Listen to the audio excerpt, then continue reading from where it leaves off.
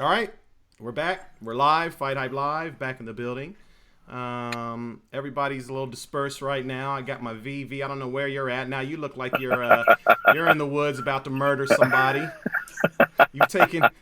The only difference is that you don't have Rahman's van, but V's out traveling right now. Hey, we do what we gotta do, man. we do what we gotta do. We got Stacy out there in Las Vegas. We got Sean out there in Las Vegas, and What's going on? obviously you got me, Ben, out here in little old Ohio. But yeah, we had to jump on. We just had to jump on after that fight last night, Canelo, Triple G2. What a fight! Great fight! Great fight. Great fight! Great fight!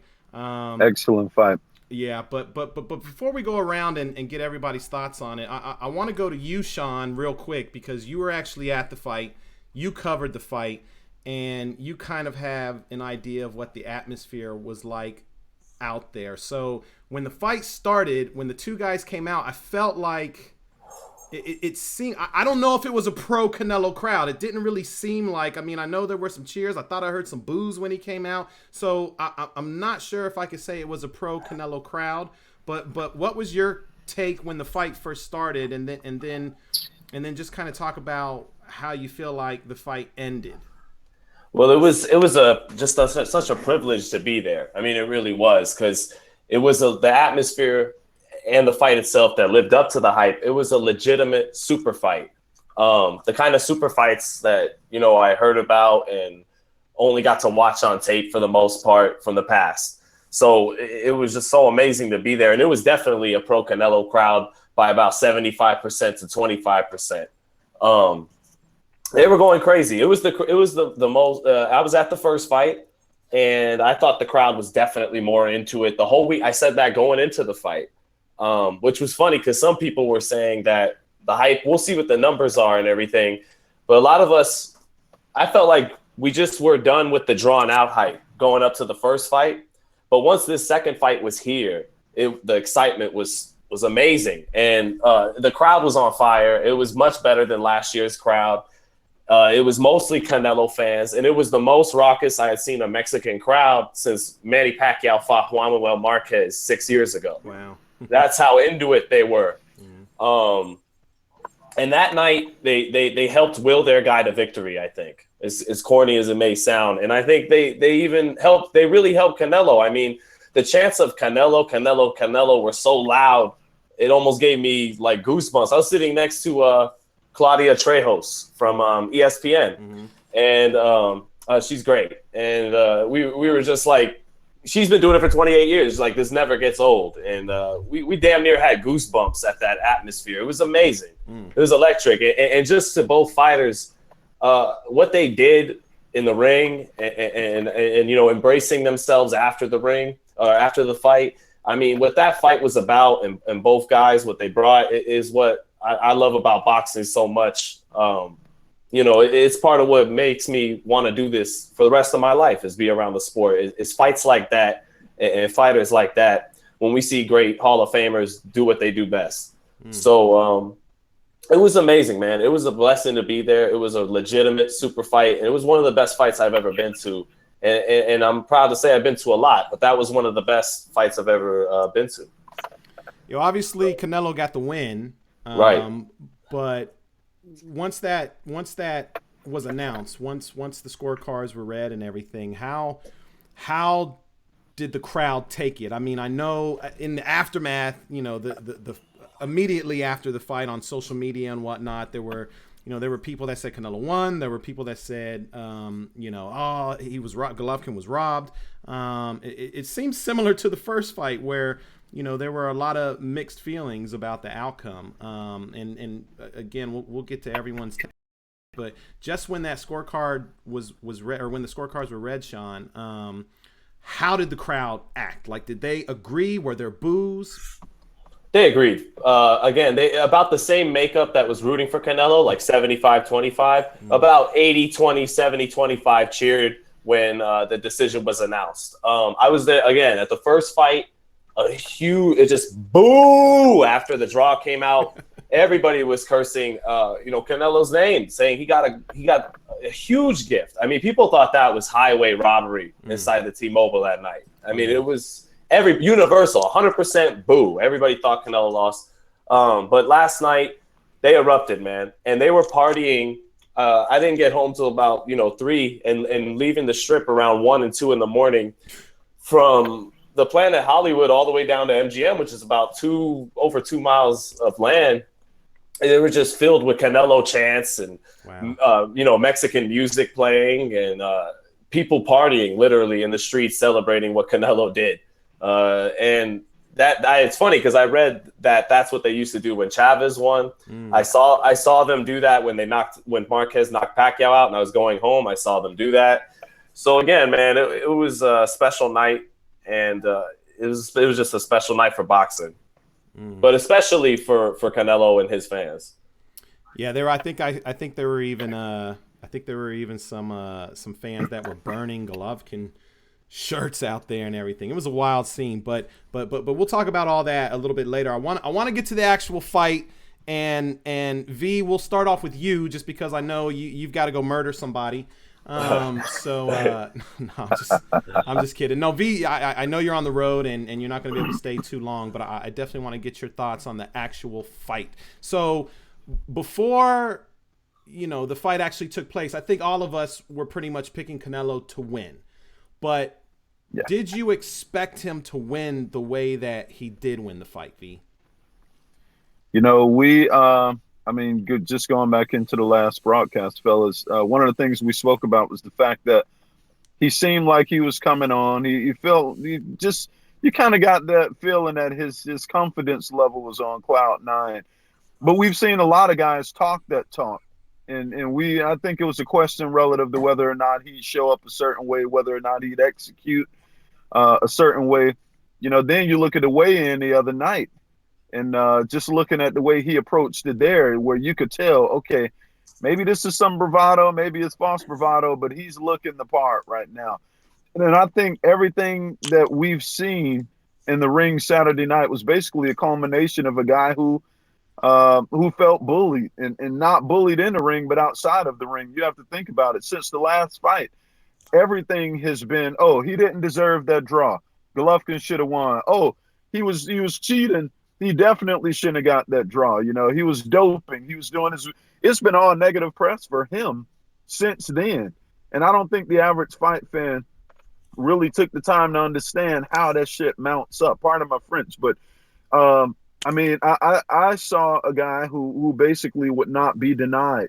And what I think is interesting, this is the second week in a row that we saw that, because I felt the same with Sean Porter going into the Garcia fight. These are guys who were just, to me, that they just were not going to be denied. And it was really interesting to see him actually take the position where he was comfortable enough to eat some shots to impose his own will and back the boogeyman up.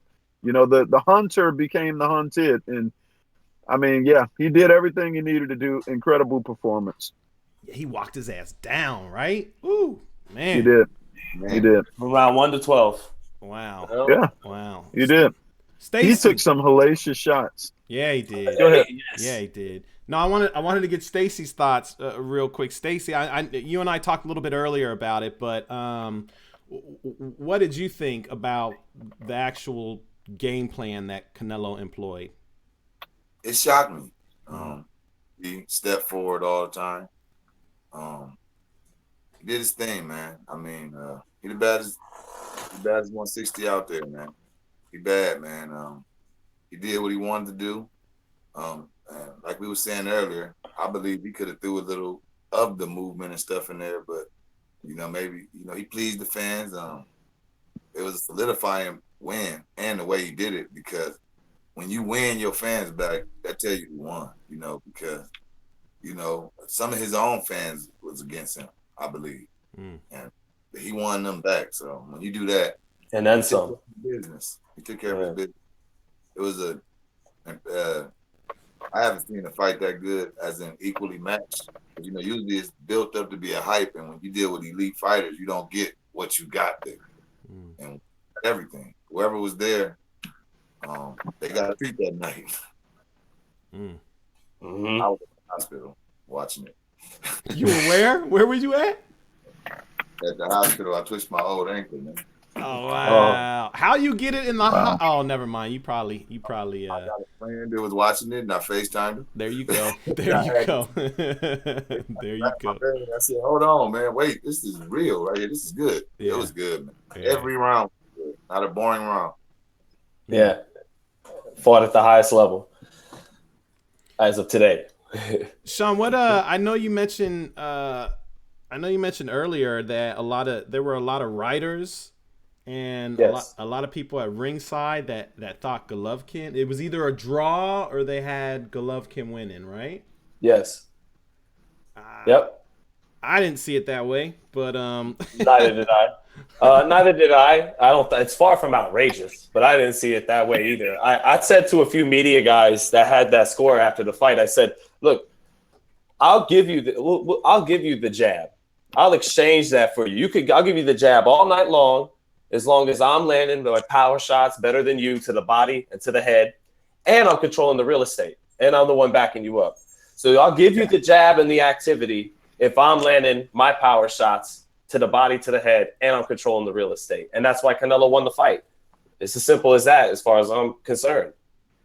And you know what? I wanna ask something. You know, you just mentioned something, Sean, and this is something that I kind of got into it with a fight fan last night about after the fight. He was referencing the jab and how strong the jab was. Yes. And I was telling him, you know, maybe some fight fans don't get it, but if we can put it into basketball terms, a jab it counts, but it's not the same. Like it's a free throw. A nice body shot is going to be a 2-pointer, and power shots going to be 3-pointers. But it's almost like they equate them differently. And I think that some people really felt like by virtue of him landing the jab the way he did from time to time, it was effective and should have led to him actually winning. You're not going to win the fight on that level with the jab. I'm sorry to say it, but go ahead. It's because, you know, ultimately the jab is supposed to set something up at some point. Isn't that right? You know, at some point, you know, you're supposed to set up the right hand consistently or the left hook. Golovkin had spots where he landed the right uppercut. He landed his Sunday punches in the beginning of the 12th round. And Canelo, was amazing how he stood up to that. Because it was amazing because I said in the first fight, I didn't think that Canelo tasted truly Triple G's power because Triple G had to reach with his punch, take something off his punches in order to connect. The way Canelo was moving and fighting a more defensive fight, I felt like on a lot of Triple G shots, he was reaching and taking something off of it so he could actually land the punch. But this time, with Canelo being stationary in that 12th round, he landed that signature Triple G overhand punch where that's the shot he took Rubio out with. You know, he had everything on it. And this time, planted everything, and Canelo took it and rallied back. Actually, Ben said it perfectly earlier in the text. He said Canelo always answered his rallies. You know, like Triple G rallied starting in about the 9th round, 8th round, you could say. I thought the 9th. But Canelo always had an answer. Even if you didn't think he won a few of those rounds, he kept battling back with something. And I think that's what got him the benefit of the doubt in the 12th round because Triple G came out and hammered him for 30 seconds. But I thought after the first 30 to 45 seconds, Canelo won the round, which got him the fight. But Jaleel Palmer, I see you on here. This is a question for you. Do you really believe that Triple G game plan was to outbox Canelo after he asked him to be for him? He won Mexican style fight. Like, is that what somebody said? Yeah. Do you really believe that was his game plan, man? Actually, I mean, why his coach is clearly telling him to go. You can't argue with his coach. His coach said, you know, that last round meant everything. When you got to fight that close, it goes to one round, and he lost that last round. His coach said it. His coach said, we need this round. It was a close round. I get it if someone scored it for Triple G because he opened that opening 30 seconds. I said it was the most violent assault Triple G launched Yeah. in their 24 rounds, but Canelo came back. His own coach, Triple G's coach, said that he lost that round. Yep. Oh, did he? You know, I mean, we can't argue. You know what I'm saying? Like, so no, you know, it's cool. His own coach had it a draw, which means he really thought he lost. He got the best view of the house, and he cared the most. Well, Abel said before the fight, he said maybe Canelo really will stand his ground, and maybe he really is a great fighter, and if he is, then he'll beat Triple G. You know, and I got the sense that after the fight, when Abel talked, that was in his head. That, you know what, this dude is a great fighter, and he won. He won. He won. He gutted it out. You know, him saying he has it a draw means he really thought that Canelo won, in my opinion. Because you got to give the trainer, it's like a rope. You know, you got to give him some rope. He's gonna give a round or two biased to his guy. So really, if he has a 114, right. So if he's got a 114, you know. That's just kind of, I just look at people saying it's a robbery. It's like Abel didn't think he won the fight. Right. You know, it's actually it's funny you bring up Abel, Sean. I was actually gonna touch on that because I know you got a chance to talk to him after the fight, and he said he had the fight even. But what I thought was even more interesting is that he told you that Gennady didn't follow the game plan that they worked on through camp. He said for whatever reason, you know, I mean, he cleaned it up a little bit. He made it sound like, you know, these guys are the fighters. When they get in, they see certain things, so they might just say that. Just say that. Right, but he threw him under the bus. But he literally threw him under the bus. Look, I can tell you what it is, and it probably shocked the hell out of both of them at different times. I don't think they expected Canelo to stand in the pocket and do what he did. Well, like that's what they asked for. Right. Yeah, hey, no, it's easy to say that bleep from the outside of the ring. When the fight started and that bell rang, and they realized, you could actually see, I believe it was the second round, it was very early in the fight, either late first round or early second round, you could actually see the look in Golovkin's eyes when he realized, like, oh shit, this ain't the same. Like, Canelo hit him with a left hook. Canelo hit him with a left hook, like, bah! Hey, and remember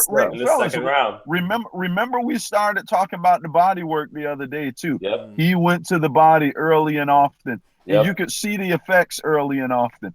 He countered it to the body. Yes. You know what, V? Remember when we talked? And when we talked that day, that's what I said was going to change it for anybody, whoever really goes to that committed. Body. Yes. And just for the people that's saying that, we're not here just some Triple G bashers. He did a hell of a job. He fought a good fight, man. He just I thought he still proved he's a great fighter, though. You know, but look here, we don't get a check from either one of them, so yeah, we're not biased. I thought they both showed their champions, man. I really did. I thought both. Hey, you can't take anything away from either guy. But at the end of the day, nobody expected Canelo to do what he did, and he didn't only do it; he did it damn good. It was just his night. Period. It was. But V. Then at the post-fight conference, when they asked Abel and him, Triple G, to a point of what happened to the body thing, and I don't remember the clear answer. Maybe one of y'all. I don't remember what the answer was of why. My only answer was because he couldn't. They never did answer it. They couldn't. Hey, well, you know what? They can't. Listen, I can tell you, if they did, and I can tell you, he was afraid to get his, you know what, countered. And every time he tried to go there, he not only got countered, he got the hell knocked out of him. Canelo just fought beautifully, man. He did. I mean, that's the reality. Look, G has been a killer, man. Other guys have not even wanted to stand in front of this dude. Canelo didn't only stand in front of him; he beat him to the punch. Shot selection was beautiful. He could not have fought a better fight. I've never seen Golovkin's face look like that. I've never seen his face look like that after a fight. I want to give Triple G this though. Not even considering the bruises and the bumps. I never saw him look intimidated before. Like there were points in that fight where he literally, you could hear the old shit in his mind. Like you literally could. Yeah, but Canelo has some oh shit moments too, man. Like Golovkin, there were a couple rounds where Golovkin put some serious heat on him, and I thought there was one round where he was hurt. You said like Stacey. Canelo was actually hurt. The 12th, He right? was. Can No, I it was ask earlier than that. one question? Yo, Do y'all want to see a trilogy? I'm down. Now. Not right I'm now. down, but I like Canelo Charlo. Yeah, I not would right love to now. see that fight. boy. Let him find. But Charlo's gotta fight someone like a Danny Jacobs first. But I think Canelo Charlo is the next fight, like the next real attraction. I think so. Isn't Charlo? Well, here's the thing though. Isn't Charlo the mandatory though? WBC? Yes, he is. That don't mean nothing. But that don't mean nothing. It's at least You got Lemieux there, and then you got to think the winner of the Andrade fight, if Billy Joe Saunders pull that out. Canelo's gonna fight Lemieux next. That's who he's gonna fight for sure. But he right in the same house as him, so. But let me ask this. That's not a bad fight actually, but I think Canelo takes him. Obviously, that's not a bad fight though. No, none of them are bad fights. They're all good fights. But let me ask you this, Sean, real quick. Actually, let me ask all you guys this because Roy Jones actually brought up a good point. Again, Sean, you spoke to him after the fight, and Roy Jones actually blamed Golovkin's loss on Abel and everything that he said before the fight. All the talk about, Canelo doesn't fight Mexican style. Canelo was running the last fight. All this talk that he made about Canelo not standing and trading. And then in the actual fight, Canelo was the one that was coming forward. Like you mentioned earlier, V, he was the one doing the stalking. He was the hunter. And Golovkin was the one that was, doing the boxing and moving around the ring a lot more than we've ever seen Golovkin move. So Roy's point basically being that, if you're a judge, look, let's put it this way. If this was a court of law, if someone was on trial and they're picking out jury members, right? One of the first things they want to know is, what do you know about this case? Because if you know anything about this case, we might not want to keep you as part of the jury because you could be biased. So as a boxing judge, I mean, for 8, 9, 10 weeks, sometimes you're reading about boxing, you're seeing clippings, you're hearing news, you're seeing all this stuff that's being said. Some of that stuff could potentially influence a judge, especially if it's someone who, if you're going into the fight expecting, Canelo's going to do the same thing he did last time, and then you see a totally different fight. Well, now you're looking at the rounds and saying, maybe I should give that round to Canelo. I'm kind of impressed that he's coming forward. And things like that could actually impact a person's opinion. Do you think Roy's got some validity there when he brings that up? Definitely. I think it's a good point. I think it's definitely a good point but I think that irregardless of Abel putting it out there, the truth was Canelo did deserve the benefit of the round of the close rounds. I thought in part because he was back in Triple G up. Even if there was no talk about it, I thought him dictating the real estate in the ring and back in Triple.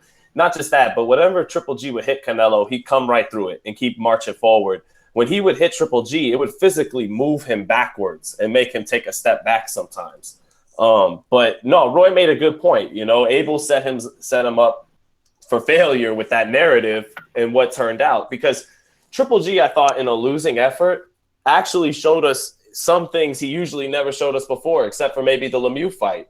I thought the way he stepped to the side and jabbed, the way he was able to step out of range of some of Canelo's punches, obviously a lot of them landed too, but I thought he boxed a really good fight off the back foot in a losing effort. And I think that showed that he wasn't quite as one-dimensional as it is. It's just that if he's going to box that kind of fight at the highest level, that's not how he's going to win, and he got pushed back. So he didn't do what he does at the highest level, which is try and drive the other guy back because of what Canelo was doing in there. But yeah, I thought, whatever Roy's saying, the truth was that the judges gave Canelo the benefit of the doubt. I think they would have given him the benefit of the doubt, even if what Abel was saying wasn't true. And I thought Abel, threw Golovkin under the bus after the fight. I think he could have left out so much of the narrative about this is what I was telling him to do, this is what I was telling him to do, and just stick up for your fighter more. Well, to be fair, you were asking him the questions, and he probably felt like he had to answer them. Right. But that's me as the reporter, and I love that he answered them. Right. But me as the trainer, I'm gonna stick up for my fighter a little more and say and really defend him. Be like, hey, he jabbed the shit out of Canelo off the back foot. What are you talking about? Like, yeah, okay, we landed more punches, didn't we? We threw more punches, didn't we? Well, okay then. So a back foot, front foot, side foot, my guy won the fight. Oh, just, but that's not, he's kind of trying to pin it all on his fighter. And it's like, well, Abel, did you do everything you could to have Triple G prepared for what Canelo was going to do?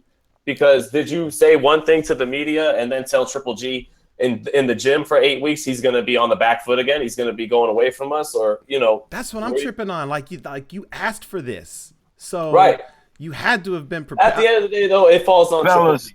He's the fighter. He's the fighter. Go ahead. I think it goes back. I think it goes back to what I pointed out in the very beginning of the broadcast. You got to think about it from ever since the whole drug controversy, prior to the steroid controversy. We heard the whole scenario about him not deserving a draw. Golovkin should have won the first one. So the narrative shifted from that to, oh shit, he was cheating too. Like every step of the way, they were clowning Canelo. So this was Canelo not cheating? This was Canelo not cheating? This was Canelo not on PEDs? Oh shit. Hey, well, you know what? But you're making my point for me. I think Canelo just had that much of a chip on his shoulder, and you can thank Abel Sanchez because he was the ringleader talking that stuff. From day one, it was Abel talking. Golovkin took his shots too, but it was Abel who had the most to say. And hey, man, I think they both wish they ran with a different narrative now because that shit backfired. Yo, I see these comments flying. I need scorecards. I need scorecards. If you guys have not put in your scorecards, put your scorecard in so I can see it. Not you guys, but the actual people in the chat room. I need to see that. Canelo was fighting to knock him out, man. He was trying to knock that man out. He was trying to get him out of there. Yeah, that was the best. This I felt like was the first fight where Canelo got everything out of himself. Lived up to his potential. You could tell he had a chip on his shoulder when he did it because he's fought smaller fighters and didn't just walk to him like that. Right. Wow, I'm seeing a lot of 8-4s, 8-4 Triple G. 8-4. You know what was crazy about the cards too, though? I'm not looking at it now, but didn't one of the judges have Golovkin winning the last 4? How the hell did that happen? If I saw that correctly, I don't. Maybe the one that scored it. The one that had the judge had Canelo up 78-74 and then scored the last 4 rounds for Triple G to make it a draw. Yep. Yeah, I was about to say it had to be the one that scored the draw. Had to be the one that scored. Yo, that's crazy. I don't see how you give him those last 4. I can. The last 4 were close. The last 4 were close. Score? What was y'all score? Me first. Mine was 7-5. 7-5 Canelo. 7-5 Canelo. Yes, that's unanimous. Yes. Yeah. 8-4 I think is a little that's kind of a stretch. I don't know if I saw 8. I mean, maybe. Well, y'all people that's in here, I want y'all to do me a favor. Watch that fight and mute it. Oh, that's always important. That's always important. You always have to mute that. Otherwise, you're going to see Canelo land a jab, and Lampley will say that Triple G landed a jab.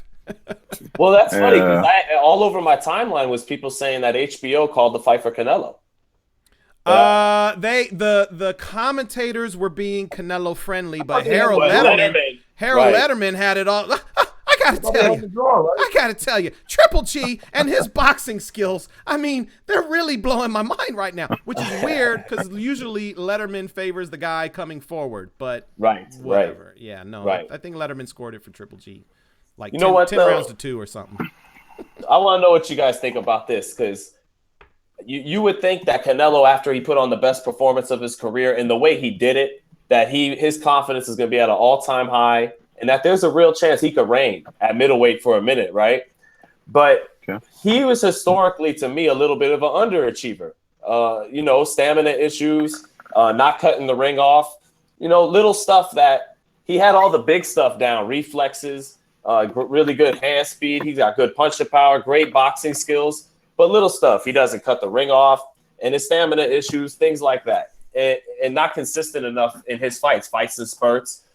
So what was said to me was it took all this, his reputation on the line, to where he might not even be able to go back to, like, if you lose to Triple G, you can't come home, is how Mexico is starting to treat him, you know?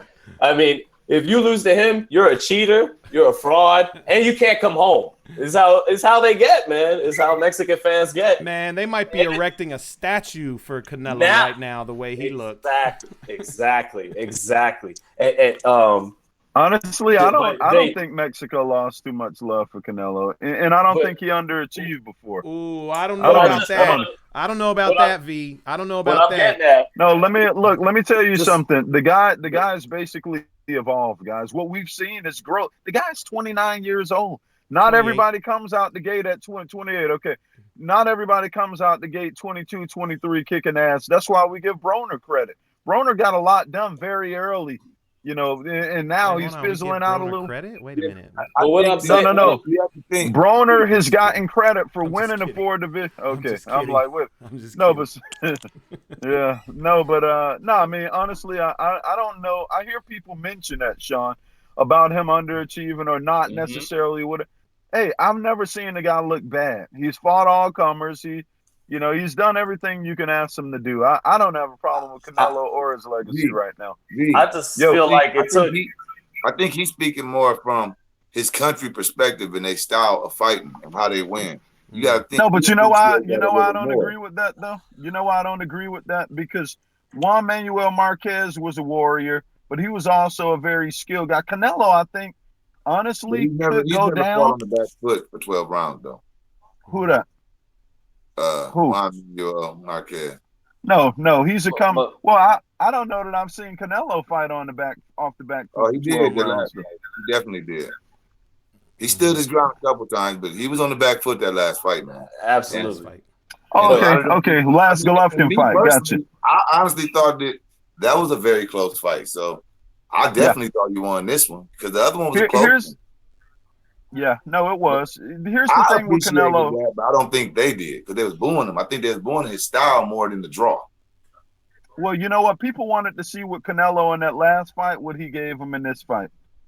That's really the reality. They wanted to see that whole Mexican style scenario. They wanted him to stand in there and be a rock'em sock'em robot. That's not Canelo.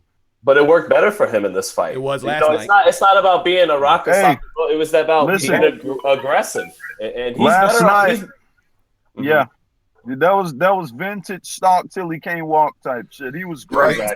He walked him down. Yes. Say that again, V. Say it again.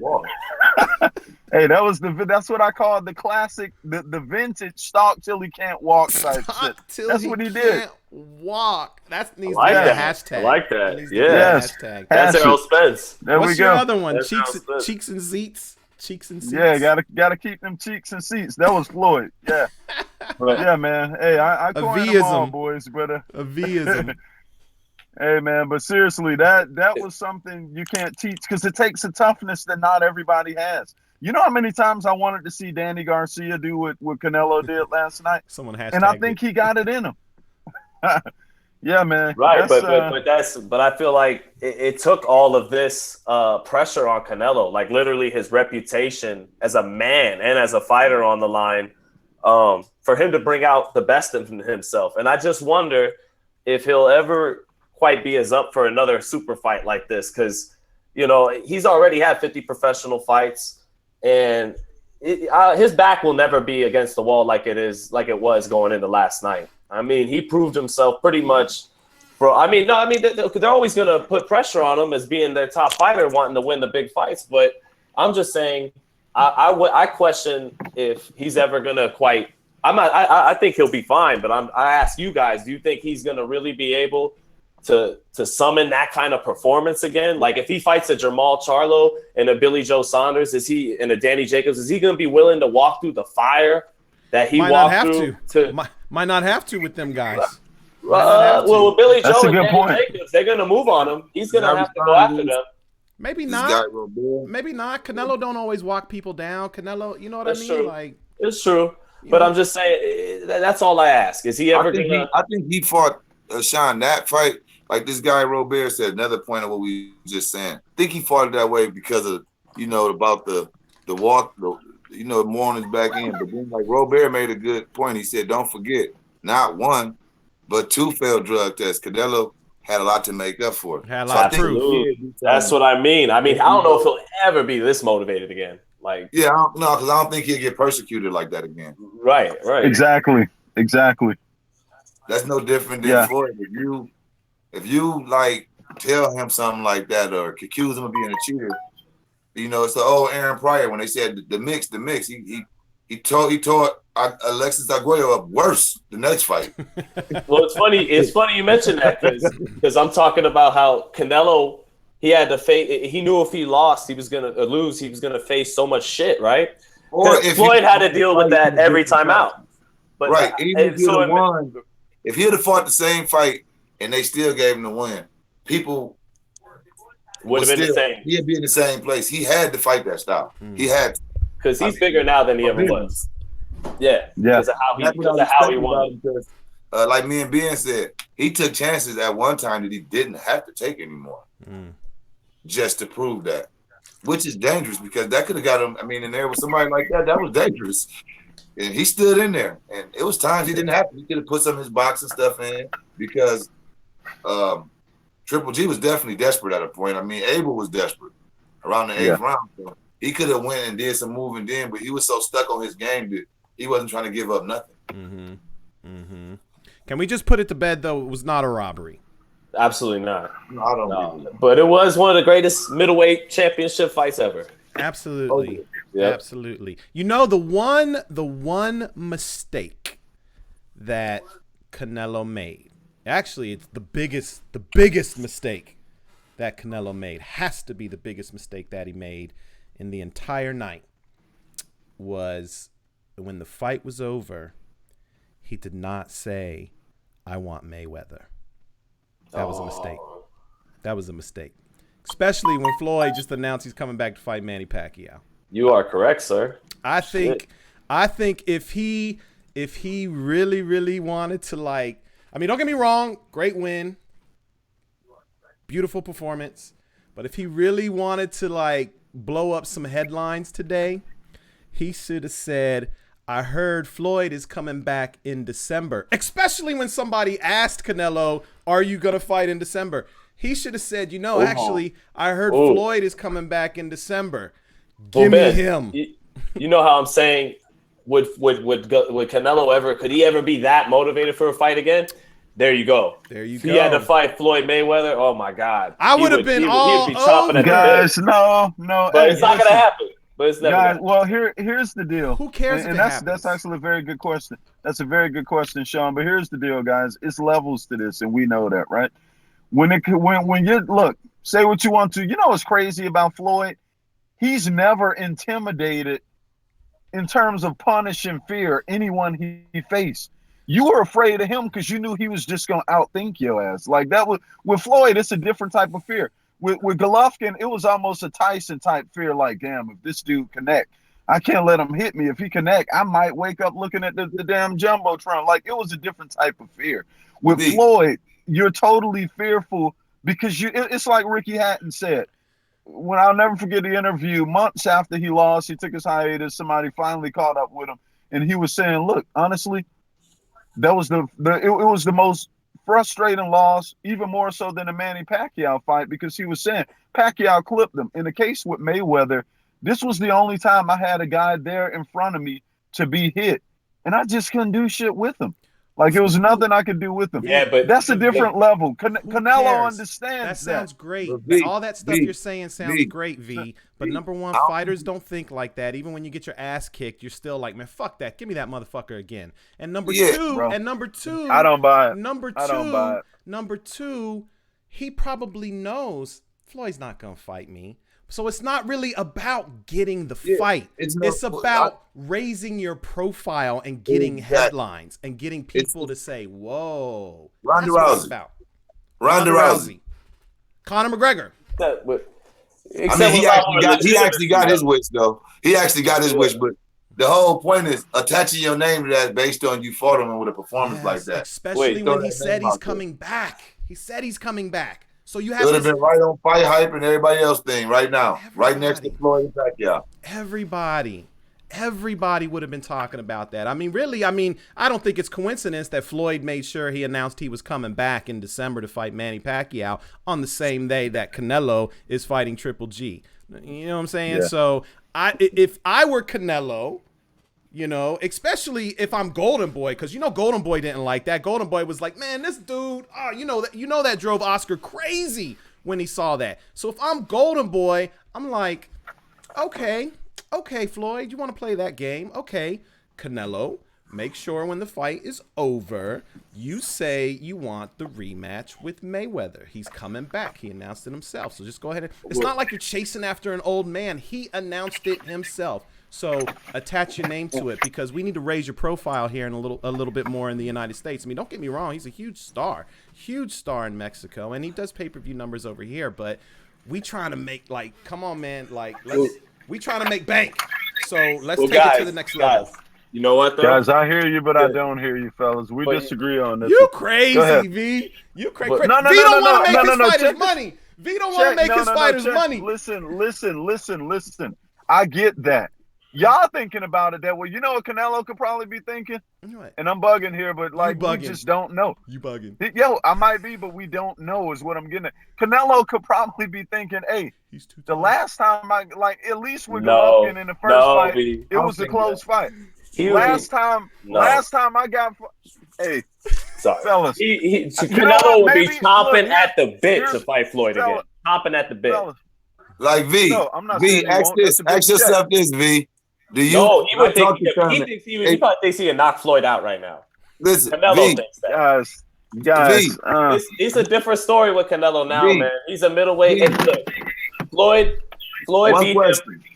Go ahead. What you got? Thurman wasn't big as he was. When Thurman wasn't in his position now, I talked to Thurman after that. He knew he wasn't getting that fight, but it damn raised his stock up, man. Fellas, I get that. I get all of that. Fight. It's just like when Floyd was 130 pounds, asking De La Hoya to fight him. He knew he wasn't getting the fight right then, but it made people look at Floyd. Right. But to me, it's not. I don't. I want to preface. It's not even fair to Floyd. He's a guy who went as high as 154. He's not a middleweight. He started at 130. He's retired. He's 41. His best days are behind him. So he beat Canelo when Canelo was undefeated for the unified super welterweight titles, to become the only guy in the last several years to hold the unified titles in two divisions at the same time. So with all that being said, though, Canelo, I think, would beat Floyd Mayweather right now. If Floyd went up to 160 pounds, now he never went at. Now you bugging. All right. Hey, man, everyone's human, bro. Sean, he's past his prime, and he's never fought a middleweight. It doesn't matter because he's retired. No, stop. Guys, let me handle this one, please. Sean, check this out. Mm-hmm. Check this out. Although he's fighting at middleweight when he tipped the scale, he ain't hydrated no bigger than he was when he fought Floyd. For all intents and purposes, Floyd fought the same guy you saw in there last night. You know what the difference is? Listen. You know what the difference is? The guy he faced last night was a hell of a lot easier to hit. Anyone else has run into trouble with Canelo. He couldn't fuck with Floyd because everything he threw, he missed. You were saying earlier that some guys get better at 28, 29. You were saying listen. I'm not. Listen, you're right. He did. Right. He evolved. Right. He's better. Right. His best shot right now would be the fact that Floyd has been out of the ring, rusty, whatever. But hey, let's just say it this way: Floyd at his game, no time off, sharp, in sync, in the rotation. Yeah. Against this guy that we saw last night, you get the same result. I agree. You get the same result. I think it's closer, but Floyd wins. I think it's closer, but Floyd wins. I think it's a more competitive fight, but Floyd still wins. Oh, he's go back. Floyd now. Go back and look at the Canelo fight. Canelo was throwing heat in there against Floyd. He just couldn't land, bro. Can't hurt what you can't hit. We heard that one a million times before. It wouldn't have made a difference, bro. Go ahead. I think it's a more competitive fight, man. Floyd never fought at 160. He made Canelo come down to 152, man. I don't even think it's about rehydration.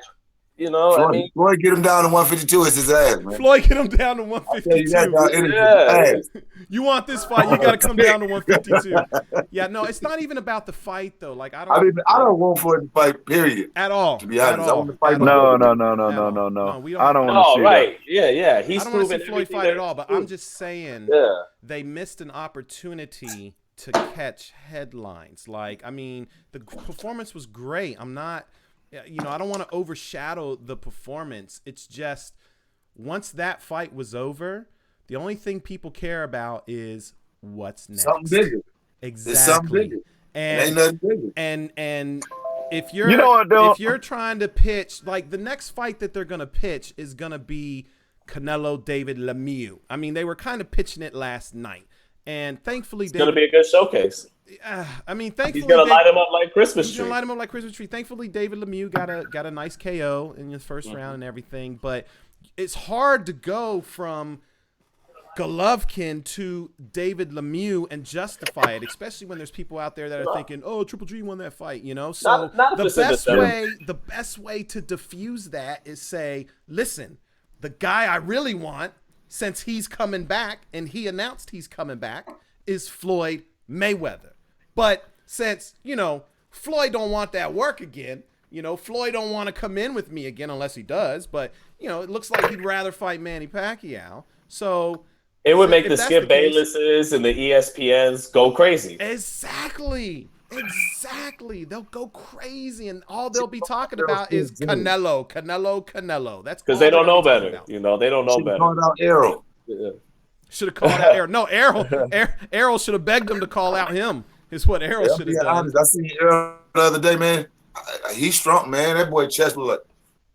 Yeah, he's big. That's a big boy, man. Did you see him shine over the weekend, Sean? Yeah, he's everybody. Diesel.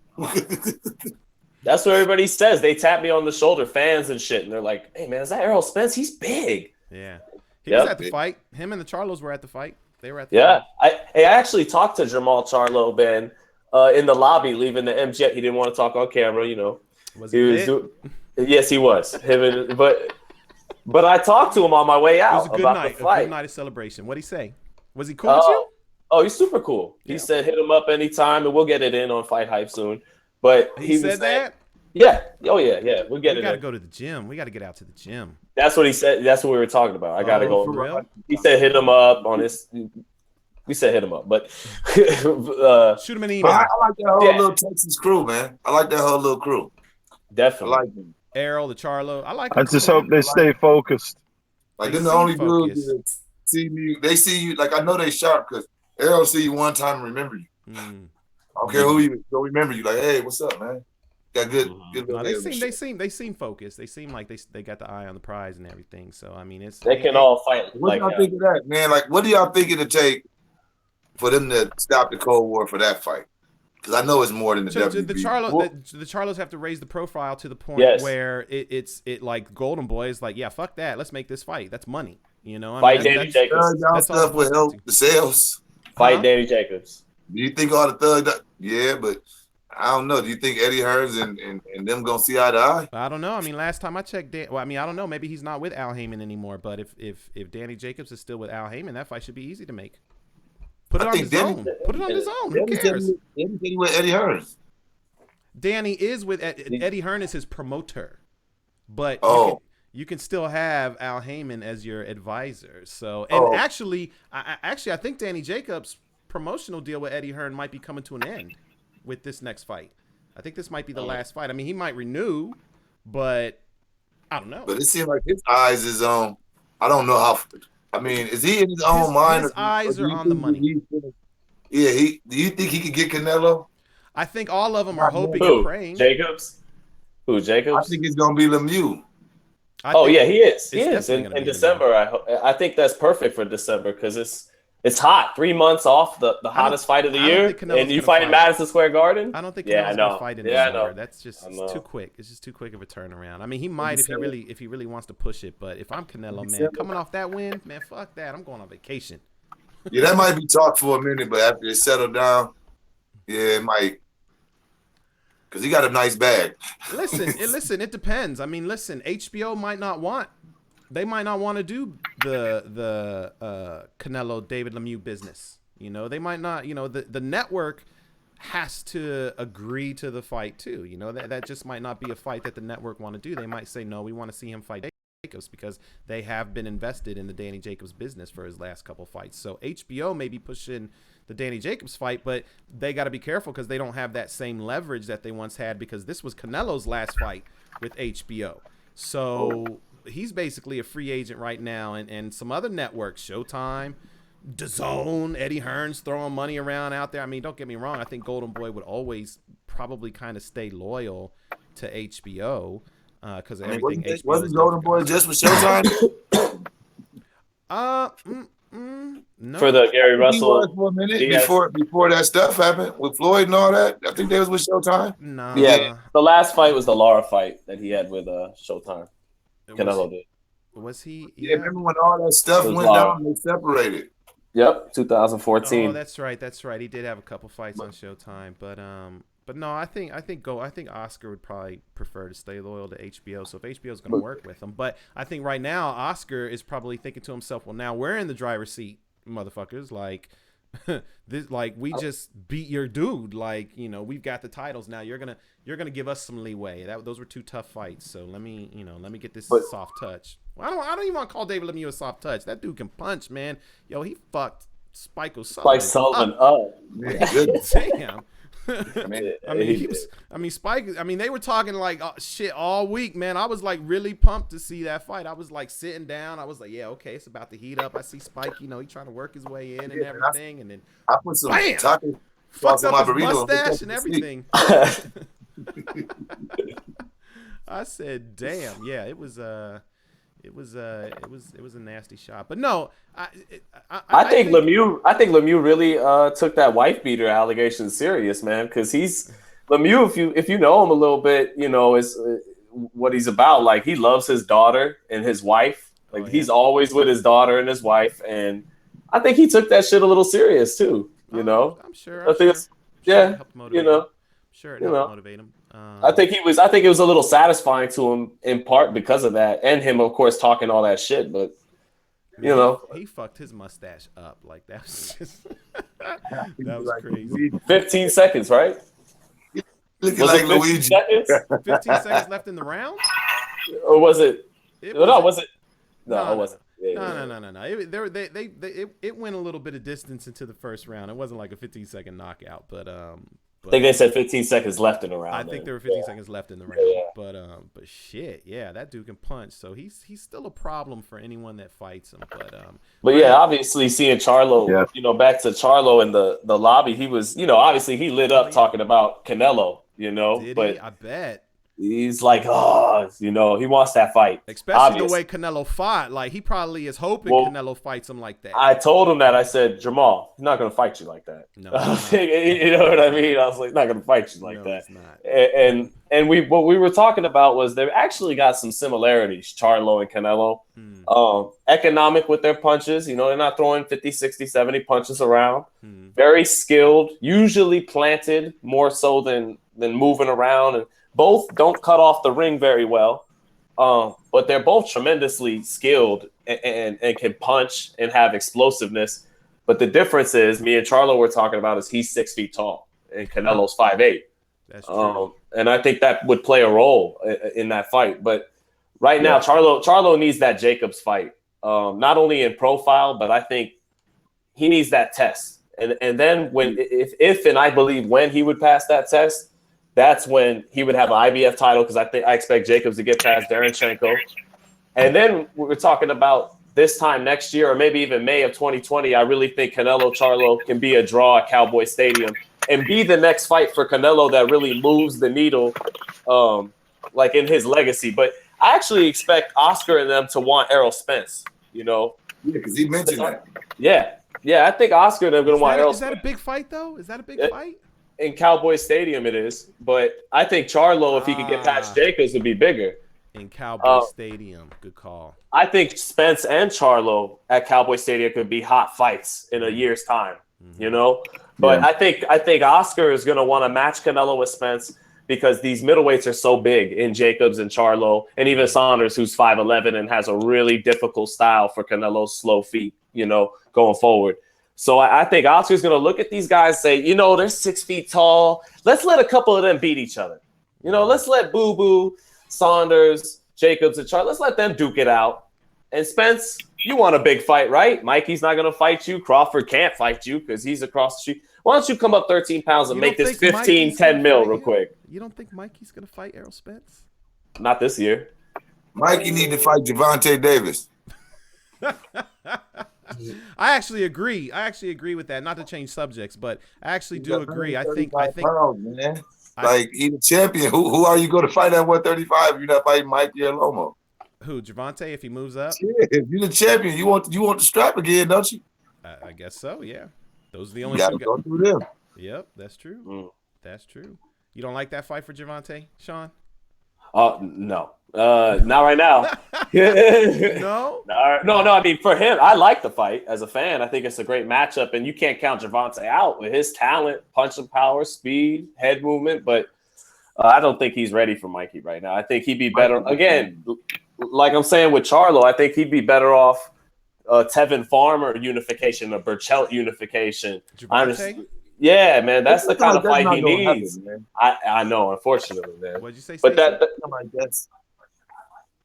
and that is a good idea, but I don't think it's gonna happen, man. I think what's the name can try to ride that belt out, man. Tevin Farmer. Gervonta, man, if Gervonta and Tevin Farmer don't fight, man, I'm gonna be really, really upset. I mean, I ain't saying they got to fight next, but if they never fight, I'm gonna be really, really upset, man. We got good footage of them talking all that shit to each other, and then they don't end up settling that, man. That's gonna hurt my feelings a little bit. But that's what I'm saying with Jacobs and Charlo. I think Jacobs and Charlo will fight. I think those two guys. I think those two guys will end up fighting. In fact, I wouldn't be surprised if. Well, I don't know. Jacobs has to get past Derevinchenko, so he'll have the IBF. Yeah, strap. He'll get the IBF strap if he has that. Yep. So I could see maybe like I could see Charlo in with another, like they might try and throw Charlo in with somebody at the end of the year, maybe late November, December or something like that, and put him in with not a soft touch, but just someone with a name. And then I could see maybe Charlo fighting Danny Jacobs sometime. I just don't see Danny Jacobs getting Canelo. I don't see him. He might get Golovkin before he gets Canelo. Right. But I don't think he's going to get Canelo. So he's going to need some kind of big fight out there. And I think Charlo is it. I think that'll be a good fight. Main event at Barclays Center. Main event at Barclays Center. And then Charlo can, if he wins that fight, he can have his status up a little bit. And then maybe Canelo. I don't even think Canelo will come knocking in though, man. I just think, I just think that's when it would officially become the next fight. I think that's when the buzz would start. I think that's when people would start demanding it. Like, he's got to fight this guy. Canelo got options. Yes, he does. It's nice when you're the king. He got options. Like he said about De La Hoya, he in the driver's seat, so he could just kind of, Mm-hmm. I'm telling you though. I'm telling you. Like you said, Sean, they're gonna have to make that name for themselves. So so them options narrow down. Like, wait, hold on, pay-per-view, big time.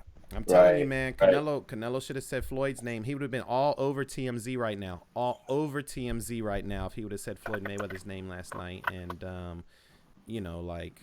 That would have opened up floodgates for people to start talking about him too. Yeah. Even the other fighters. Because to me, Charlo do it, but it's just a lot of people at weights. It's like it seemed like that would be the only name anybody mentions in his weight class. I don't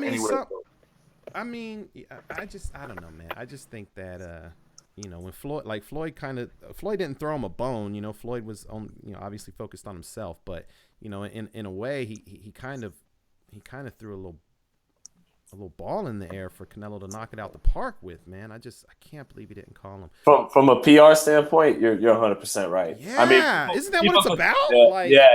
Yeah. Like, because we could talk about the validity and the substance of why is he calling out someone who's retired? The fight's not gonna happen. Blah blah blah. But bro, you're gonna make TMZ and ESPN and pardon the interruption. Even A. Smith and everybody jumping on that. Everybody's jumping on that. And then he can create the perception that Floyd's scared of him. He could create the perception Floyd Yeah. don't want to fight me again. Because Floyd no still one's want to gonna make be. money. You can. This There's sucks so many because, ways you can man, spin that. There's so many they're ways you so can spin that. big. They're so big that him mentioning the fight almost get the promotion of a fight that never exists. Right. That's what I'm saying. It gets There's so people many ways talk to about spin it for at least 2-3 weeks. Man, they'll talk about About it for a something. year. They'll talk about it for a Yeah. year. They'll talk They don't about it care for if Floyd 50. as long as Floyd is like. Listen, I don't. Floyd said he's coming back. He put it on Instagram. He said it. I don't know if it's gonna happen. He hasn't spoke to me about it, so I don't really know what his plans are. But he did. You heard put it. I heard him. You heard him. You Like heard Leonard. him. Like That was- Leonard told you, Sean. You heard He him. said, you heard him. You heard him. You heard him. He asked me like 3 times, "What did Floyd say?" And I repeated, and I'm like, He said he's Like, coming what? back in December. What did Floyd say? He's coming back in December. What, you heard him? Okay, well, we heard him. So I don't Floyd know what said trick my cousin got up his sleeve, but he cooking up something, man. He He in the cooking kitchen up doing something. something. I don't know what Fellas, he's cooking. let me ask this though, and I hate to segue because we did start on Golovkin and Canelo, but no, listen, I'm trying to segue talk- to Pacquiao. "Yeah, I see what you're doing. I'm following your lead. Here we go. When you consider the time off, I mean, a lot of people say that Floyd didn't really train for McGregor, whatever, but I didn't think Floyd